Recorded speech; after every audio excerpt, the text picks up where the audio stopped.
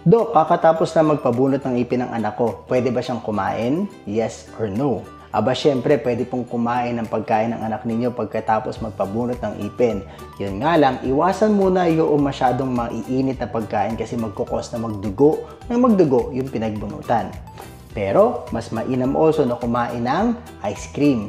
Bakit? Ang ice cream kasi ay yung lamig nun makakatulong na i-constrict yung mga blood vessel o palitin yung blood vessel para mabawasan ang pagdudugo. Sunod naman po, kapag kumain ng anak ninyo, siguraduhin po na pagkatapos ng pagkain, pagkatapos ng araw bago matulog, sisipilyohan pa rin po ang lahat ng ipin and most especially yung area na pinagbunutan, huwag hayaang maipunan ng pagkain kasi pag naipon yung pagkain doon, maaaring magkaroon ng tinatawag na localized infection. Ito ay babaho, ito ay masakit, ito ay magkakaroon ng lagnat ang inyong anak. Pero usually, punta lang po kayo sa dentista ninyo at lilinisin yon para maging okay na ulit.